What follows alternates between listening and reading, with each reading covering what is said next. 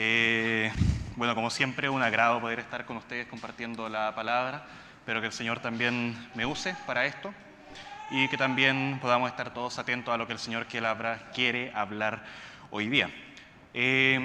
Algo breve sobre lo que estuvimos viendo las semanas anteriores.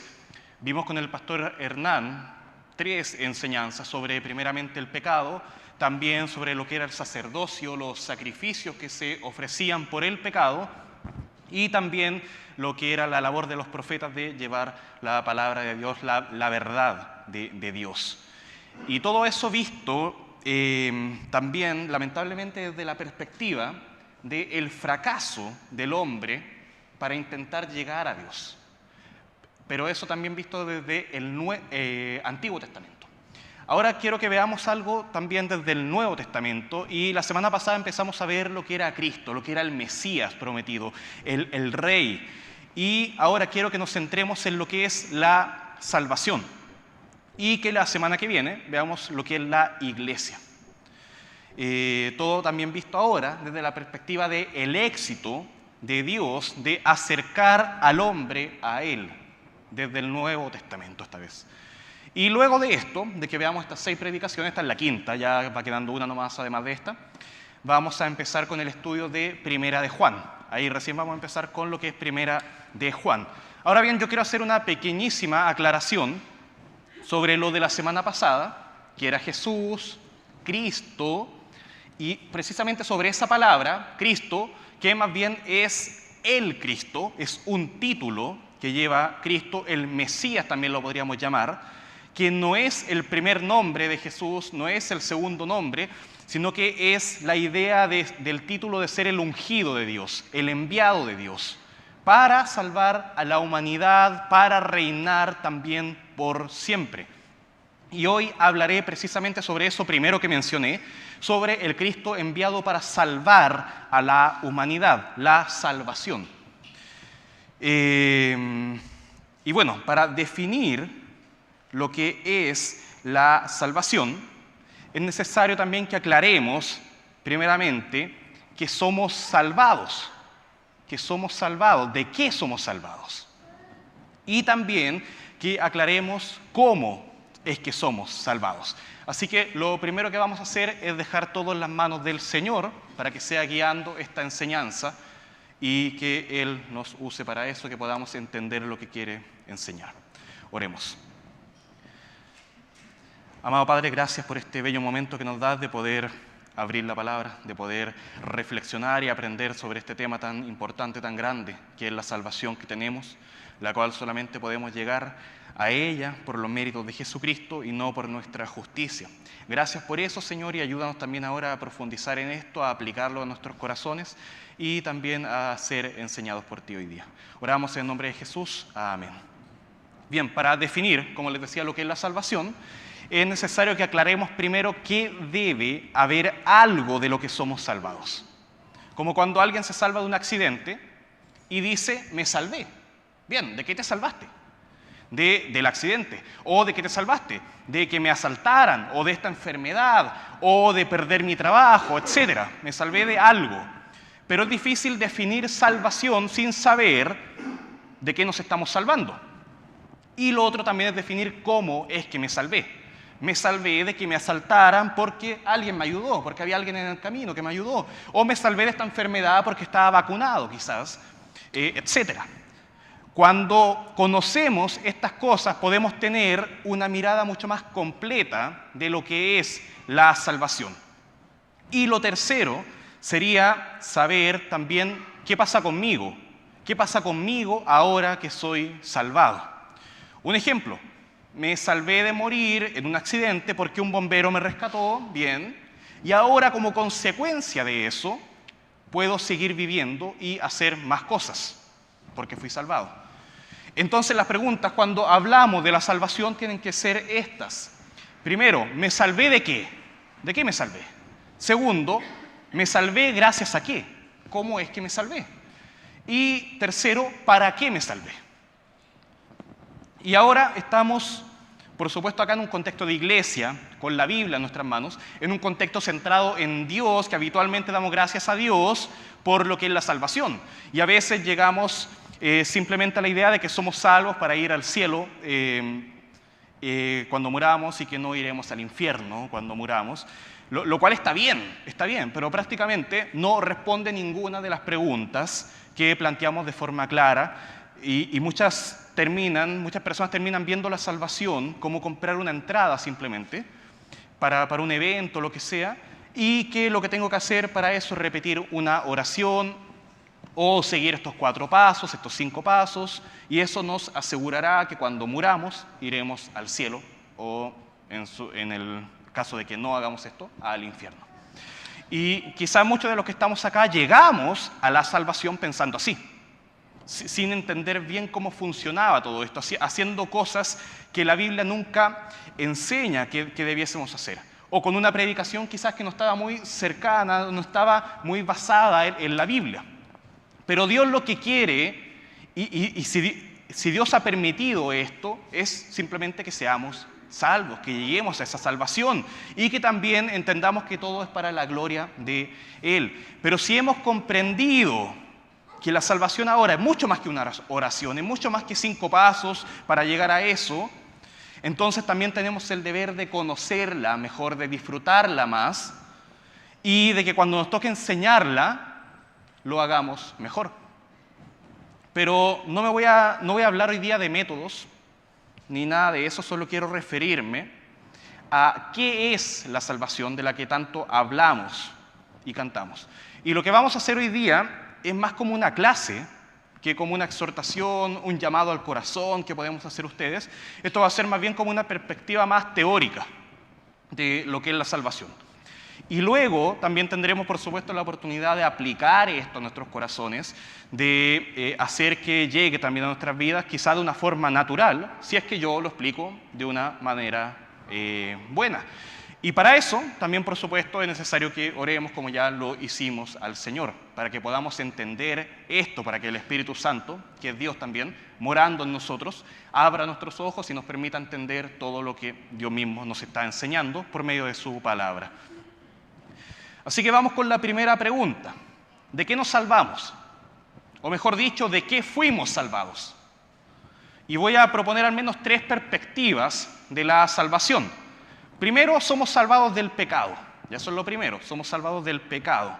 Mateo 1, 21 dice así respecto a Jesús. Miren, voy a buscarlo acá. Mateo 1, 21.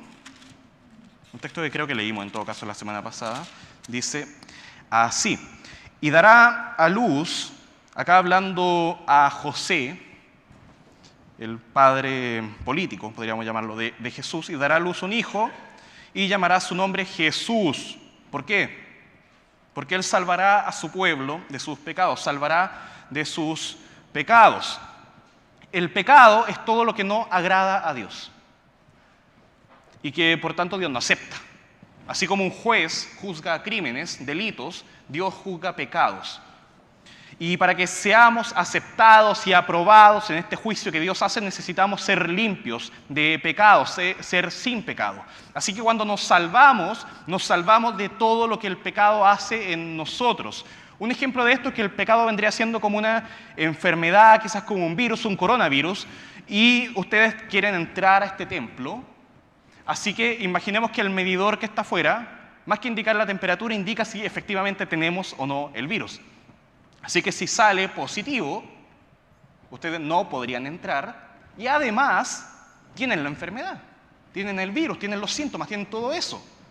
Y suponiendo también que puede ser la peor variante, la de Wuhan podríamos decir, entonces claro, podrían incluso arriesgar la vida. Por eso, no es que la de ahora no sea inofensiva, no voy a entrar en ese tema. El pecado es así.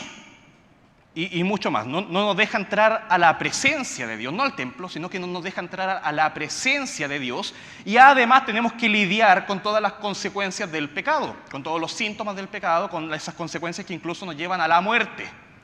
No somos aceptados y tampoco somos renovados ni transformados día tras día, porque el pecado está haciendo su efecto. y nos comienza a dominar, nos comienza a esclavizar hasta la muerte. Pero cuando somos salvados de este virus, de este mal que es el pecado que nos mata. Y una segunda cosa de la que somos salvados es del infierno eterno, que es algo que no nos gusta mucho hablar a menudo, el castigo eterno. Y esto es lo que se refiere segunda de Tesalonicenses 1, 6 al 9.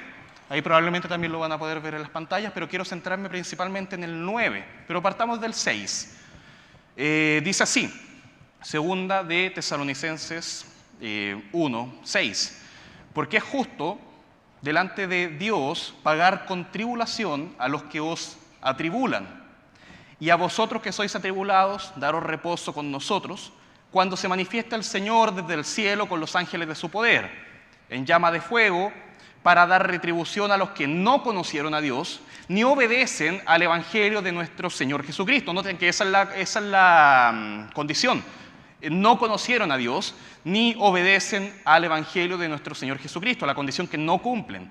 Los cuales, y acá quiero que nos enfoquemos, los cuales sufrirán pena de eterna perdición. ¿De qué estamos hablando? Eterna perdición. Excluidos de la presencia del Señor, de eso estamos hablando, y de la gloria de su poder. El concepto de eterna perdición se puede entender también como una muerte eterna, que es precisamente lo contrario a una vida eterna. Como dice Juan 3:16, probablemente lo conocen, porque de tal manera amó Dios al mundo, que ha dado a su Hijo unigénito para que todo aquel que cree en Él no se pierda, mas tenga lo contrario a muerte eterna, lo contrario a esta perdición eterna, que tenga vida eterna. Porque después dice en el versículo 17, porque no envió Dios a su Hijo al mundo para condenar al mundo, sino para que el mundo sea, ¿qué cosa? Salvo por Él. Entonces tenemos dos conceptos. El de Tesalonicenses, que también lo toca Juan, de perdición eterna, y el de Juan, que es vida eterna. Y lo que comúnmente contrastaríamos con vida eterna es muerte eterna. Y está bien eso. De hecho, la palabra en griego que se usa para perdición se podría también traducir fácilmente como muerte. Pero acá está el tema, describiendo el proceso de separación que experimenta una persona cuando muere. Es decir, el dejar de estar con aquellas personas con las que estuvo en su vida. Cuando una persona muere, ya no está con las demás personas, sino que es separado de ellas y es separado también de todo lo que nos rodea en este mundo. Ya no tenemos las cosas de este mundo cuando morimos, no somos separados de eso. No se está refiriendo acá simplemente al hecho de que nuestro corazón deje de latir, sino al hecho de dejar de participar de todo lo que compone esta vida. Sea personas, sean cosas, sean sentimientos, sean todas esas cosas. Ser separado completamente de eso, de forma tal que ahora, en Juan 3:16, se está hablando de la separación que tiene la persona ¿de qué? De Dios. Y ahí está la gracia de hablar de muerte eterna, porque es separado de Dios. La muerte eterna es una separación eterna de Dios sin vuelta atrás, pero la vida eterna es completamente lo opuesto a esa separación. Es una relación estrecha, unida, perfecta con Dios para siempre, que no se puede romper. Eso vendría siendo la vida eterna, una relación perfecta, eterna con Dios. Y muerte eterna es una separación eterna y horrible de Dios. Y esa separación se le llama también el infierno. Jesús habló muchas veces de eso, de la perdición eterna. Y una unión eterna con Dios vendría siendo lo que conoceríamos también como el cielo, una vida eterna, junto a Dios siempre. Ahora bien, la separación eterna de Dios no es que Dios vaya simplemente a olvidarlos ahí y ellos tendrán que aprender a vivir sin Dios y crear una nueva sociedad sin presencia alguna de Dios. Dios se hace presente. Dios se hace presente ahí. Incluso, y quizás no estamos muy adecuados a esta idea, Incluso en el infierno, Dios sigue siendo Dios. No es que Dios vaya a reinar en el cielo, pero en el infierno va a estar Satanás reinando, gobernando Satanás ahí con un tridente y con un pijama rojo de una pieza. No creo eso. El soberano será Dios, solo que no reinará con amor, no reinará con otra cosa que no sea ira contra aquellos que lo rechazaron. Así que cuando somos salvados por la obra de Cristo en la cruz, ya vamos a ver eso, somos salvados de la ira de Dios. Y ahí podemos ver una tercera cosa. Podemos entender que somos salvados del pecado, somos salvados de la perdición eterna y también somos salvados de la ira de Dios, de la ira de Dios. Juan 3, el Evangelio de Juan, en el capítulo 3, en el versículo 36, dice así: el que cree en el Hijo tiene vida eterna, pero el que rehúsa creer en el Hijo no verá la vida, no verá esa unión perfecta con Dios eterna, sino que la ira de Dios está sobre él. Romanos 5:9, ahí también si las pantallas nos ayudan, gracias hermana, dice así, Romanos 5:9, pues mucho más, estando justificados en su sangre, seremos salvos ¿de qué cosa? De la ira. ¿De quién? De Dios, perfecto. Cuando Jesús murió en la cruz, lo que Él estaba llevando sobre sus hombros eran los pecados de los hombres. Bien, ¿nos salvó de qué cosa lo primero? El pecado. Y también de los efectos del pecado. Además, con eso nos dio vida eterna. Bien, nos salvó de la muerte, nos salvó de la separación eterna y nos llevó a una relación eterna y perfecta con Dios, vida eterna, bien, ser parte de su familia. Eso fue lo segundo. Y además de eso también Jesús estaba recibiendo toda la ira de Dios sobre él en aquella cruz por los pecados de nosotros. Sin esta salvación, nosotros seríamos los que tendríamos nosotros que recibir esa ira de Dios. No Jesús, si no estuviera Jesús, si no estuviera esta salvación, solamente nosotros tendríamos que recibir todo ese infierno, toda esa ira. Así que tenemos ahí tres cosas de las que somos salvados: el pecado, el infierno y la ira de Dios. Ahora bien, según el mundo, la salvación de estas cosas que yo acabo de mencionar se puede lograr de otras maneras. Esto lo que voy a decir ahora no es lo que enseña la Biblia, sino que es lo que enseñan las personas que nos pueden responder, lo que nos pueden responder ellos cuando nosotros les hablamos de estas cosas, de las que deben salvarse. Tú le hablas de Dios, tú le hablas del infierno, del pecado, de todo eso, ¿y qué te pueden decir ellos? Dios no existe. Primero, Dios no existe. Por tanto, no hay ira de Dios. Segundo, el pecado no existe. Por tanto, no hay nada que juzgar. Tercero, el infierno no existe. Por tanto, no hay castigo alguno. ¿Qué mejor forma de salvarse que el hecho de que no haya infierno? Es lo mejor, solucionamos todo. ¿O no? Yo creo que no.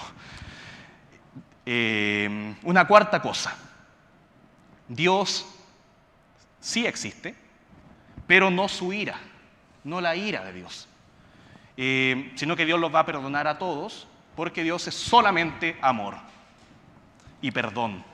Y hay muchas otras opciones también, pero todas tienen en común que no están en armonía con la Biblia. Podemos agregar también a eso negar la Biblia, y con eso negamos todo. Ya nos salvamos de todo. Así que todo lo que dice la Biblia es mentira. Una sexta cosa puede ser, que es algo que se usa mucho, que sobre todo se usaba mucho hace un par de años, que es relativizar las cosas. ¿Tú crees eso? Bien, esa es tu verdad. Genial, bien por ti. Si te ayuda, maravilloso. Si te ayuda a creer en Dios, si te ayuda a creer en el cielo, bien, te felicito. Pero yo creo en otras cosas. Tú disfruta tu cielo, yo voy a disfrutar mi verdad. Así que no nos molestemos, dejémoslo hasta acá, chao. Relativizar las cosas. ¿Tú crees eso? Yo creo esto, bien. Y una séptima cosa que puedo agregar es una muy común entre las religiones que creen en Dios, que temen a Dios, que son las obras. Creer que puedo llegar a ser salvo por mi propia justicia, por mis méritos, mis obras, o mi bautismo quizá, o ser parte de tal religión. Algunos creen que si soy parte de la iglesia mormona voy a ser salvo, que si soy parte de la asociación y todo el colectivo ese de los testigos de Jehová voy a ser salvo. No es eso. Y tiene el problema de que deja de lado la incapacidad completa que tiene el hombre de llegar a Dios por sus propios medios. Y también deja de lado algunas palabritas importantes que más de alguna vez hemos escuchado si llevamos un tiempo en la iglesia o leyendo la Biblia: redención, justificación, reconciliación, expiación, adopción. Muchos términos que más bien son teológicos, pero nos pueden ayudar a entender lo que es la salvación, o básicamente lo que es el Evangelio de Jesucristo. Quiero aclarar, uno no es salvo porque entiende lo que es la expiación, la propiciación, todas esas cosas, no.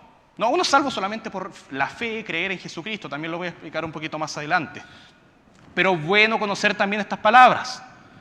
Creo que una de las mejores formas, dentro de todas estas que mencioné, es conocer la salvación a través de lo que es la reconciliación. La reconciliación, que nos enseña que somos salvos de la enemistad con Dios. O, siguiendo con el concepto de la ira de Dios, somos salvos de la ira de Dios para ser ahora lo mismo, reconciliados con Dios. Eso es la reconciliación, cuando somos salvos de la ira de Dios. Romanos 5:10, creo que habíamos quedado en Romanos 5:9, pero ahora leamos el versículo 10, que dice así: porque si siendo enemigos, ahí estaba la situación inicial en la que partíamos, siendo enemigos, fuimos reconciliados con Dios por la muerte de su Hijo, de Jesús. Los que estuvieron la semana pasada también pueden recordar eso. Y sigue el texto diciendo: mucho más, estando reconciliados seremos salvos por su vida. Ya no somos enemigos, sino que tenemos una relación correcta, buena con Dios. ¿Y por qué éramos enemigos? Por el pecado que moraba en nosotros. Al final los conceptos todos se mezclan, son todos una gran idea que la podemos llamar salvación. Están todos entrelazados. Cuando somos salvados del pecado, somos salvados también del infierno, somos salvados también de la ira, somos reconciliados con Dios. Todo está entrelazado. Y eso es precisamente lo que tenemos que predicar nosotros a las personas. Todo esto, que la invitación ahora también es a reconciliarse con Dios. Esto es lo que tenemos que predicar, reconciliarnos con Dios. No simplemente hablar de juicio. Nuestro llamado no es solamente decirle a la gente que es pecadora y que va a ir al infierno. No, nuestro llamado es decirle a la gente que es pecadora y que va a ir al infierno, pero que hay una solución. Hay una buena noticia, hay una forma de reconciliarse con Dios. Pero antes de entrar a la acción y mostrar una vez más cómo se ejecuta esta reconciliación, quiero que nos detengamos un poco en la planificación. La salvación no fue algo que resultó como de chiripa, a ver si esto resulta en una de esas, quién sabe, si no lo volvemos a intentar mañana. No, estaba todo planificado. Y gracias a esa planificación pudo ser exitoso, se planificó bien, se ejecutó bien. Así que ya vimos el primer punto de que somos salvos. Ahora veamos una segunda pregunta. ¿Gracias a qué somos salvos? ¿O cómo es que somos salvos? Primeramente, gracias al plan perfecto de Dios. Ahora bien, no sé si recuerdan que el domingo pasado hablé sobre la Trinidad. Intenté hablar sobre la Trinidad. Y mencioné que prácticamente es imposible entender a la perfección todo eso, pero la Biblia enseña que tanto el Padre como el Hijo y el Espíritu Santo son Dios, pero que son solo uno, que Dios es uno. Bueno, pero bien, hay algo que sí podemos entender sobre la Trinidad, y es el hecho de que tanto el Padre como el Hijo y el Espíritu Santo tienen papeles distintos en la salvación. No todos hacen lo mismo, no cada uno hace lo que quiere, no, sino que hay roles distintos en la salvación. El Padre lo que hace es que escoge a los que van a ser salvos. El Hijo ejecuta el plan de salvación para salvar a los que el Padre escogió, y el Espíritu Santo hace que todo esto sea una realidad para las personas que el Padre escogió. La misión del Padre, partiendo por eso, fue escoger a los que serían salvos, y esta elección se realizó antes de que Dios creara el mundo, y por supuesto antes de que Dios nos creara a nosotros. Ya estaba todo planificado antes de que tú existieras, y dando a entender que no hubo mérito alguno de parte de nosotros en esta elección. Efesios 1:3 es uno de los textos que mejor habla de este tema, donde dice, miren, busquemos Efesios, déjenme hallarlo acá, Efesios 1:3, un texto muy conocido. Bendito sea el Dios y Padre de nuestro Señor Jesucristo, que nos bendijo con toda bendición espiritual en los lugares celestiales en Cristo, según nos escogió en Él antes de la fundación del mundo, para que fuésemos santos y sin mancha delante de Él. Bien, según el versículo 3, ¿quién es bendito? Según el versículo 3, Dios el Padre. ¿Qué hizo el Padre según el versículo 4? Él nos escogió. ¿Y cuándo nos escogió? Antes de la fundación del mundo.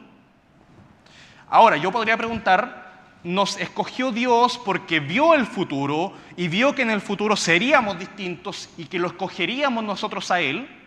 ¿Podríamos verlo desde esa perspectiva? Yo creo que no. El versículo 4 dice que nos escogió para que fuésemos santos y sin mancha. No nos escogió porque vio que en el futuro seríamos distintos, seríamos diferentes del resto, apartados del resto, que seríamos santos, y que vio también que seríamos sin mancha. No nos escogió por ser santos, sino que nos escogió para ser santos. Nos escogió para ser sin manchas. Entonces, ¿en base a qué nos escogió? Porque podríamos imaginar a Dios ahí, imagínenselo contemplando a todos los pecadores, todos y cada uno llenos de manchas. No hay ninguno que marque la diferencia, no hay ninguno que sea santo. Entonces miren lo que dice el versículo 5, ahí en Efesios también. En amor, habiéndonos predestinado para ser adoptados, hijos suyos, por medio de Jesucristo, ¿según qué? Según el puro afecto de su voluntad. Excelente. Según el puro afecto de su voluntad. Por eso nos escogió Dios. O como dice Romanos 9:18, de manera que de quien Dios quiere, tiene misericordia, y al que quiere endurecer, endurece. Y ahora, más que ponernos a pensar en por qué Dios escogió a este y por qué no escogió a este otro, o poner en duda el criterio de Dios, el Padre, para escoger, debiésemos, hermanos, estar agradecidos simplemente porque Dios ha tenido misericordia y según esa misericordia nos escogió a nosotros y nos ha permitido al menos entender, al menos saber estas cosas. Dios Padre nos escogió para ser salvos. Ahora veamos la función del Hijo, o el Cristo, Jesús, el Hijo. Ejecuta el Hijo los planes de Dios. ¿Conforme a qué cosa? Conforme a la voluntad del Padre y con la más perfecta obediencia.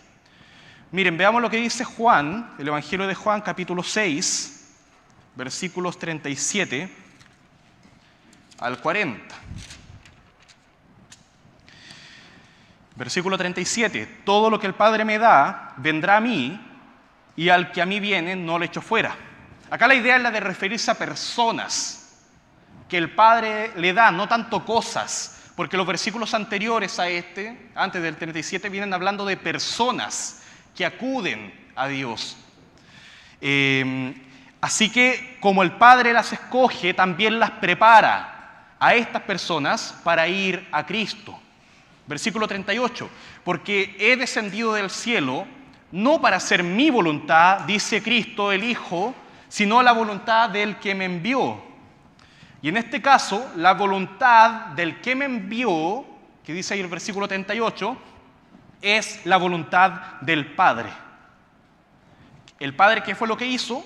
Él escogió a los pecadores que iban a ser salvos, y entonces ahora Jesús no viene a hacer su voluntad porque el Hijo no es el que escoge, sino que es el Padre que escoge. El versículo 39, y esta es la voluntad del Padre, el que me envió, que de todo lo que me diere no pierda yo nada, sino que lo resucite en el día postrero. Y esta es la voluntad, nuevamente dice, y esta es la voluntad, por si quedó duda alguna, esta es la voluntad del que me ha enviado, que todo aquel que ve al Hijo y cree en Él tenga vida eterna, la salvación, y yo le resucitaré en el día postrero. Bien, el Hijo, no voy a explicar todo acá, pero el Hijo conocía los planes de Dios sobre los que el Padre les daría. Y en base a eso va a ejecutar este plan, y de hecho Jesús apunta más allá, apunta al futuro de su muerte, incluso al día que resucitarían cuando el Señor regrese, y eso da también para hablar muchísimo más.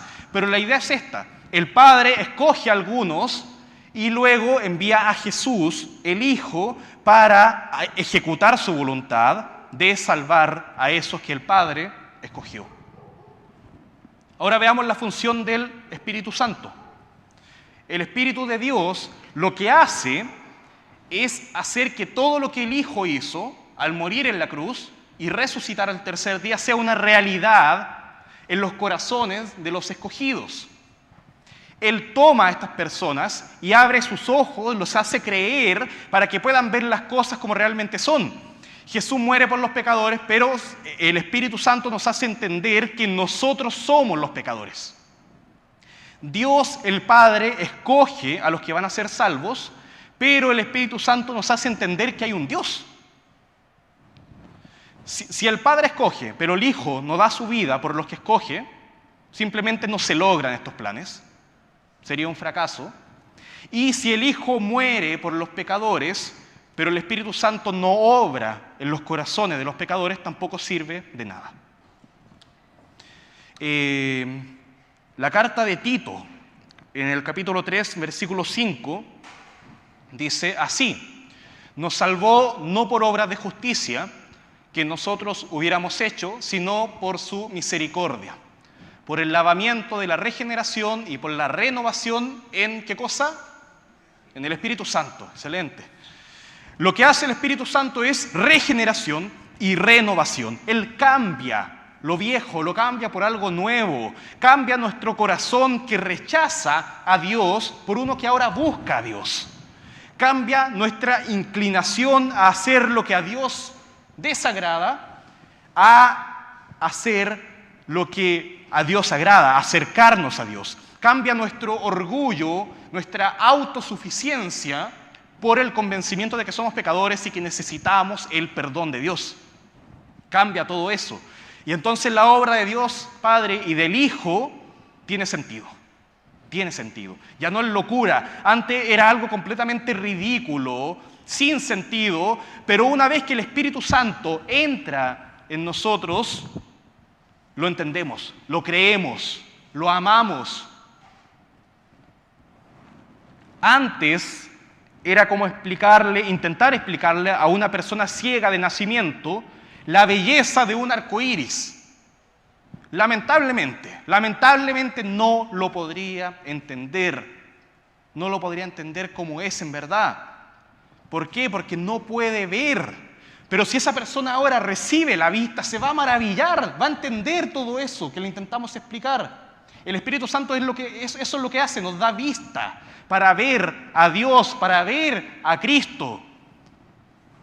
Y esa nueva vista entonces sería la obra del Espíritu Santo en nuestros ojos, en nuestros corazones, en todo nuestro ser, o como lo dice Tito, una regeneración y una renovación en el Espíritu.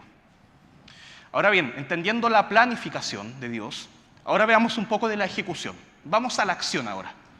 Que es decir, la obra de Cristo. Y principalmente quiero que veamos dos conceptos, solamente dos, por un tema de tiempo también, que son redención y justificación. Que si bien la semana pasada también los tocamos, también los mencionamos, eso no hace que ahora no podamos profundizar nuevamente en ellos. La salvación se logra llevar a cabo gracias a la redención, la obra redentora de Jesús, nuestro Señor, que es la redención, es el precio pagado por el Señor Jesús para liberarnos efectivamente del pecado, del infierno, de la ira de Dios, del poder de Satanás. ¿Qué es la redención? Lo repito, es el precio pagado por el Señor Jesús para liberarnos efectivamente del pecado y de todas las consecuencias de eso. Y hay tres palabras en el griego original de la Biblia que presentan esta idea. Tres palabras que hablan de redención. Y quiero explicarlas lo mejor posible. La primera es agorazo. Esto probablemente algunos ya lo han escuchado. La primera palabra es agorazo, con Z, que es la que aparece en 1 Corintios 6:20, donde dice, porque habéis sido comprados, habéis sido agorazo, por precio. Glorificad pues a Dios en vuestro cuerpo y en vuestro espíritu, los cuales son de Dios. Agorazo acá es la idea de ir a un mercado, en este caso un mercado de esclavos o prisioneros de guerra también puede ser, y pagar el precio para quitarle las cadenas a ese esclavo. Ahora, no se habla hoy mucho de mercado de esclavos, no es algo que vemos ahí a menudo, pero podríamos imaginar que vamos al Persa de los Morros, ahí, y vemos una jaulita, alguien que está vendiendo pajaritos, y queremos comprar a ese pajarito. Y tenemos que pagar el precio por ese pajarito. Pero en sí la idea de redimir es la idea de comprar a una persona. Tiene esa gracia la palabra, que habla de una persona. No se redime a un pajarito, se redime a una persona. Y cuando llega el momento de pagar, es cuando aparece agorazo. Tú sacas tu billetera, buscas tu tarjeta o algo ahí que tengas y pagas. Y pagas, agorazo, la transacción. La segunda palabra acá es bien parecida, pero tiene algo antes. Es exagorazo. Exagorazo, de sacar algo. Que es lo que aparece en Gálatas 3:13, donde dice, Cristo nos redimió de la maldición de la ley, hecho por nosotros maldición, porque está escrito, maldito todo el que es colgado en un madero. Cristo nos redimió. Y cuando dice ahí la maldición de la ley, es el hecho de que somos completamente incapaces de cumplir la ley de Dios. Y por eso estamos sujetos a todos los efectos del pecado, del juicio de Dios, de la ira de Dios. Esa es la maldición de la ley, que no la puedes cumplir. Y eso también es lo que nos esclaviza.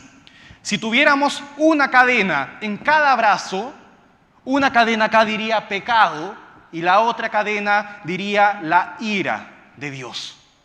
Pero cuando somos redimidos, se rompen esas cadenas y somos completamente exagorazo, somos completamente liberados de estas cadenas. Que acá de donde, y nos saca además, no solamente nos saca estas cadenas, sino que nos saca del mercado. Se paga el precio primero, agorazo, la transacción, que es la sangre de Jesús, ese es el precio, y luego se sacan las cadenas, exagorazo, y se saca del mercado. Se saca, ex. Y hay una tercera palabra, que es lutroo, con dos O, lutroo, que es la palabra que aparece en 1 de Pedro 1:18, donde dice así, sabiendo que fuisteis rescatados de vuestra vana manera de vivir, la cual recibisteis de vuestros padres, no con cosa corruptible como oro o plata. No podíamos pagarlo con oro, no podíamos pagarlo con plata ni con tarjeta de crédito. No, tenía que ser pagado con la sangre de Jesucristo. Eso es lo que dice el versículo 19, el que viene después. sino con la sangre preciosa de Cristo, como de un cordero sin mancha y sin contaminación. Y había una serie de requisitos también para efectuar la redención. Pero la idea acá es la de pagar el precio para sacarlo del mercado y además liberarlo. De hecho, la palabra lutró viene del luo, que significa libre. Libre, eso significa luo. De ahí viene la palabra, rescatar. Así que supongamos que voy al persa, acá, vamos al persa, vamos todos juntos al persa y compramos un pajarito. Bien, pago el precio por el pajarito, agorazo. Luego saco al pajarito del persa, exagorazo, y además libero al pajarito. Lutró, ahora el pajarito es luo, libre. Esa es la redención. Pero además de eso, pasan otras cosas, por lo que el pajarito no solamente es liberado, sino que quiere volver a mí, quiere estar conmigo. Y es el ejemplo bíblico, no de un pajarito, obviamente ya lo había dicho, sino que de un esclavo que es liberado, que deja de ser esclavo, pero vuelve a quien lo liberó y le dice, yo ahora quiero ser tu esclavo. Y el tema es que se lo dice a Dios. No se lo dice a cualquier persona, se lo dice a Dios, a Cristo, para ser más específico. Y ahí está el tema de que Dios nos recibe, nos acepta. Y si estamos sucios, si estamos manchados, nos lava. ¿Y cómo nos lava? Nos justifica. Y ahí viene la segunda palabra que quiero explicar, justificación, que se puede entender esta vez desde dos perspectivas. Ya con redención vimos 3, ahora con justificación vemos 2. La primera es la de que nuestros pecados son imputados a Cristo. Nuestros pecados son imputados, son llevados a Cristo, como si estuviéramos enfrentando la sentencia a recibir un juicio del cual somos culpables. Somos culpables, se pegó con la mesa en el martillo, somos culpables. Cometimos un crimen y tenemos que pagar la condena. Pero alguien decide tomar el lugar tuyo, tomar ese lugar y que se le imputen los pecados tuyos a él. Bueno, quizá ahora en el sistema judicial que tenemos en Chile, no sé cómo vaya a ser la nueva constitución, pero con el sistema actual, creo que no se puede hacer esto. Pero según la ley de Dios, según la ley levítica, eso sí se puede hacer. De hecho, esa era la idea de los sacrificios de animales. Cargar sobre los animales el pecado del pueblo de Israel. Y que estos animales inocentes llevaran el pecado de los pecadores. Suena feo, suena horrible, pero esa es la realidad. Es así. Y alguien tenía que morir. Pero en este caso, el del sacrificio no es un animal, no es un cordero, no es una oveja, sino que es Jesucristo. El sacrificio entonces es bueno, es suficiente. No es necesario seguir sacrificando más animales, seguir derramando charcos y charcos de sangre. No, la sangre de Jesucristo es eficiente y es suficiente, sirve. Primera de Pedro 2:24, hablando sobre Jesucristo, hablando sobre el sacrificio de Jesús, dice de Él, quien llevó Él mismo nuestros pecados en su cuerpo, sobre el madero. Él llevó nuestros pecados, para que nosotros, estando muertos a los pecados, vivamos a la justicia, y por cuya herida fuisteis sanados.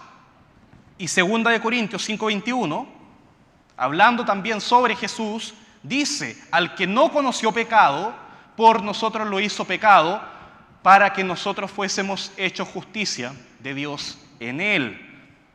Y en Cristo se cargó todo delito. Él tenía una hoja completamente blanca, sin mancha alguna, un prontuario completamente limpio. Pero se cargó sobre esa lista todos los pecados de toda la humanidad, todos los pecadores, para que Él lo llevara.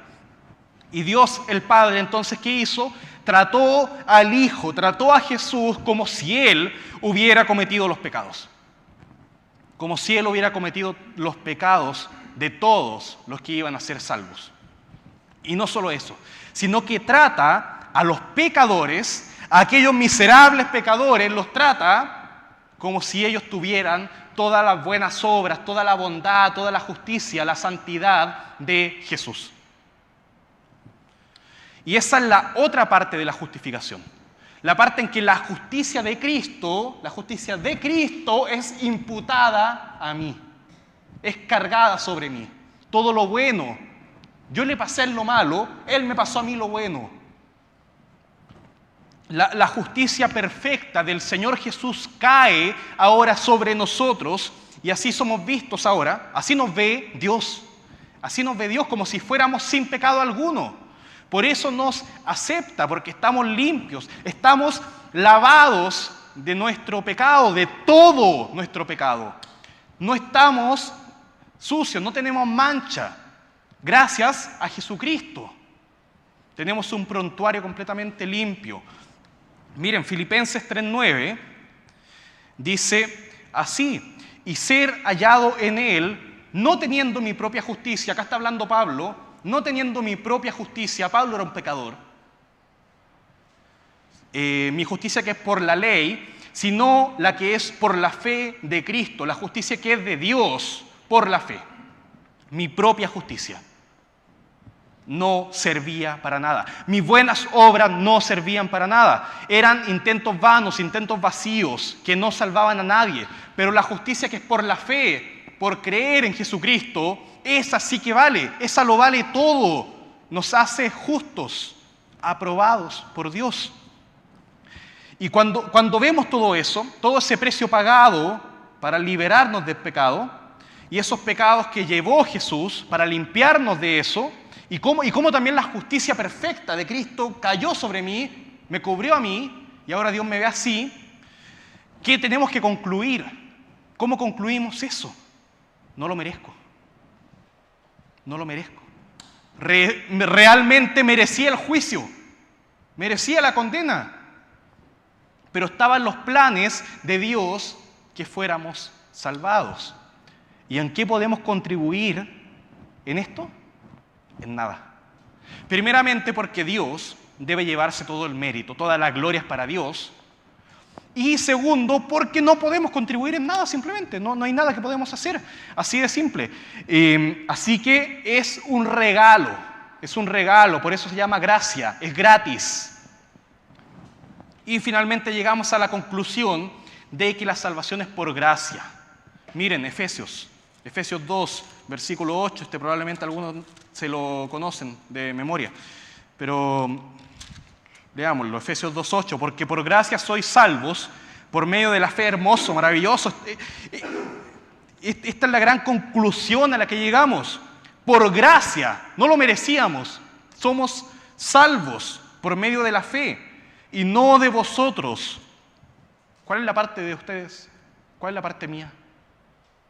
Ninguna. No de vosotros, pues es don, es un regalo de Dios, no por obras para que nadie se gloríe.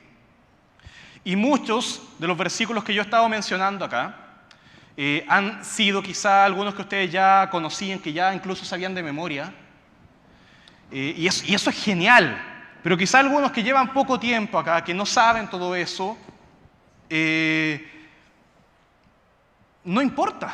No importa, no son peores ni mejores cristianos, ni mejores hijos de Dios los que llevan más décadas en la fe. A los ojos de Dios todos somos simplemente pecadores que hemos sido lavados de nuestros pecados, y todos los méritos no están en nuestros talentos, no están en nuestra trayectoria, no están en nuestras obras, en nuestra justicia, sino que está solamente en los méritos de Cristo por nosotros. Pero eso no quiere decir que lo que venga después de la salvación no importa. De hecho, esa preciosa vida eterna que es prometida para los que alcanzan la salvación ya es una realidad, ya estamos en la vida eterna, no tenemos que esperar a morir para llegar a la vida eterna, ya estamos ahí. Y la persona que nace para Dios vive ahora para Dios. Así como la persona que tiene un corazón que funciona y su corazón late, esa persona está viva, pero no se queda quieta. ¿Qué hace toda persona que está viva? Muchas cosas. Se mueve, come, hace muchas cosas, trabaja. Asimismo, la persona que recibe un nuevo corazón para creer, para ser salvo, ahora vive, su corazón late para Dios. Sus manos hacen cosas que agradan a Dios. Sus pies van a donde Dios quiere. Habla las palabras que Dios pone en su boca. Incluso piensa como un hijo de Dios. Es una nueva criatura. Nace para Cristo. Miren, ahí mismo estábamos en Efesios 2:9. Leamos el 10. Porque somos hechura suya, creados en Cristo Jesús para buenas obras. Para buenas obras. Nuestra fe, sin esas obras, sería una fe muerta. No tendría sentido. La fe que salva se manifiesta en buenas obras también. Somos creados para eso, las cuales Dios preparó de antemano para que anduviésemos en ellas. Y así como un bebé nace y comienza a crecer, nosotros también nacemos para Cristo y comenzamos a crecer conforme a lo que el Espíritu Santo nos hace para crecer. Y esto es lo que se llama santificación progresiva. Santificación progresiva, que cuando somos salvados, somos hechos santos, bien, Dios nos pone en una posición de santidad, que es precisamente la idea de santo, pero no tenemos de inmediato toda la madurez. No tenemos de inmediato todo el conocimiento, no tenemos de inmediato toda la justicia, toda la santidad de Cristo. También estamos en un proceso de crecimiento en el que batallamos. Es una pelea, es una buena batalla de fe que tenemos que pelear. Y parecernos más a Cristo, dejar el pecado, seguir lo bueno, ser cada vez más semejantes a Cristo, aborrecer lo malo, seguir lo bueno. Como es lo que dice Primera de Pedro 1:14. Primera de Pedro 1:14 dice así: como hijos obedientes, no os conforméis a los deseos que antes teníais estando en vuestra ignorancia. No tiene sentido ser salvo y seguir con la misma vida que tenía antes. Sino como aquel que os llamó es santo, es sin pecado, es completamente puro, completamente trascendente, más grande que cualquier cosa. Sed también vosotros santos en vuestra manera de vivir, porque escrito está. La Biblia ya lo había dicho. Sed santos porque yo soy santo. Bien, gracias a la redención, a la justificación, somos santos para Dios. Eso no lo quita nadie. No lo quita nadie. Ya no hay condenación para los que están en Cristo Jesús. Somos apartados para Dios. Somos santos, somos salvados por Dios y para Dios. Pero a la vez tenemos que aprender a vivir esta salvación. Tenemos que aprender a parecernos más a Jesús. Por eso estamos acá. Porque queremos conocer más a Dios, porque queremos conocer más la salvación, porque queremos aprender lo que Dios nos exige que tenemos que hacer. Y ahí es cuando nos hacemos la tercera pregunta: ¿para qué somos salvados? Pero eso lo quiero tratar la próxima semana, cuando veamos lo que es la iglesia. Y ahora es el momento preciso para empezar a concluir esto. Vimos dos preguntas: ¿de qué somos salvos? ¿Y cómo somos salvos? ¿De qué somos salvados? Somos salvados del pecado. Somos salvados de la muerte eterna, del infierno, de la condenación. Y así también somos salvados de la ira de Dios. También vimos lo que era la reconciliación, esta enemistad en la que estábamos separados de Dios, pero ahora estamos juntos en una relación estrecha, buena, de familia. Después vimos cómo se lleva a cabo la salvación. Vimos que Dios el Padre es el que escoge, Dios el Hijo es el que ejecuta los planes y Dios el Espíritu Santo es el que hace que esto sea una realidad en nuestra vida, una realidad hermosa, que realmente podemos ver esto, creer esto, amar esto. El Espíritu Santo hace que sea una realidad esto en la vida de los creyentes, la redención, toda esa transacción, el agorazo, liberarlo, sacarlo, el exagorazo, así como también el lutro, la liberación, para que ahora también sigamos a Jesús y digamos, sí, yo fui liberado de la esclavitud, pero ahora quiero ser tu esclavo. Y vimos también la justificación, esa mala justicia mía que es imputada en la cruz de Jesucristo, que Él lleva los pecados nuestros y que además toda la justicia, toda la perfección de Jesús cae sobre mí, me cubre a mí. Con esas vestiduras hermosas me viste el Señor. Así que concluimos que somos salvos por gracia. Somos salvos por gracia, no por nuestras obras, sino que solamente por los méritos de Jesucristo. Aún así, claro, somos salvos no por buenas obras, pero sí para buenas obras, que también es algo que no podemos dejar de lado. Somos salvos para ahora ser obedientes a Dios. Y eso también es un proceso, que es lo último que estábamos viendo, que es la santificación, que es un proceso donde vamos progresando, avanzando día tras día para parecerme más a Jesús. Bien, finalmente, viendo toda esta realidad, es conocimiento, genial, lo podemos aprender, lo podemos recitar, maravilloso, pero hay una diferencia entre entender esto y creer esto, hacerlo parte de mí, confesar que esto es una verdad para mí. ¿Qué es lo que cantábamos delante? Toda lengua confesará, ¿qué cosa? Cristo es el Señor. Toda lengua confesará que Cristo es el Señor. Y en Cristo encontramos la salvación. Entonces no solamente entender estas cosas, si no creemos esto y no amamos esto que hemos aprendido, solamente conocimiento. Alimento para tu cabecita. Genial. Pero si lo creemos, si lo amamos, si amamos a nuestro Dios, por esta salvación tan grande que Él nos dio, y nos arrepentimos por nuestros pecados, esta enseñanza es vida eterna, vida gloriosa junto a Dios. No por mis obras, sino que por todos los méritos de Jesucristo. Por eso damos toda la gloria a Dios. Es mucho más que conocimiento. Es algo que tenemos que hacer parte de nuestra vida, abrazarlo, amarlo, comernos esta verdad, hacerla parte de nosotros, que respiremos esta verdad, que sean las palabras que amemos, que hablemos, que salga todo el tiempo de nuestra boca, que sea nuestro entorno, nuestro hábitat, que sea nuestro propósito, que sea nuestro motor para vivir, nuestro todo. Eso es la salvación. Es mucho más que palabras. Es la gloria de Dios manifestada para nosotros. Así que quiero que oremos por eso. También ahora, como siempre, concluimos orando para que esto sea una realidad en nuestras vidas. Gracias, Padre, porque te podemos conocer a ti. Porque es algo tan inalcanzable según nuestras fuerzas, pero en Jesús podemos llegar a ti. Te damos todas las gracias, toda la gloria a ti, porque merecíamos el infierno, merecíamos lo peor, pero teníamos esta salvación por tu misericordia, porque tuviste compasión de nosotros miserables, y nos amaste, nos diste vida, nos rescataste, nos limpiaste.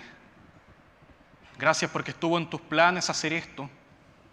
Gracias, Señor, porque podemos entender esto también por la obra del Espíritu Santo. Y te pido que así también el Espíritu Santo nos ayude a abrazar más fuerte estas verdades, a no alejarnos de ellas, a no cansarnos de reflexionar, de pensar, de meditar en estas cosas y poder enseñarlas también a los demás, Señor. Si ahora hemos aprendido esto, es nuestro deber y es el llamado que tenemos ahora de enseñarlo a los demás, porque el mundo necesita estas cosas, necesita saber esto. Yo te ruego, Señor, que pongas en nosotros el deseo más fuerte, como un fuego, de predicar esta verdad, de hacerlo de llevarlo a todas las naciones, a toda persona, en nuestro entorno más cercano, incluso al más lejano, pero que no nos cansemos, Señor, de declarar esta gran, tremenda salvación. Anímanos, Señor, si es que estamos decaídos, si es que no hemos estado cumpliendo esta misión. Y Padre, fortalece también a aquellos que ya la están cumpliendo, a aquellos que fielmente hablan de Jesús y de esta salvación, para que no nos cansemos. Y también, Señor, te pedimos para que el Espíritu Santo haga la obra, preciosa en aquellas personas que están oyendo esta enseñanza. Señor, para que amemos más y para que ellos también puedan conocerte a ti. Oramos en el nombre de Jesús. Amén. Gracias, hermanos.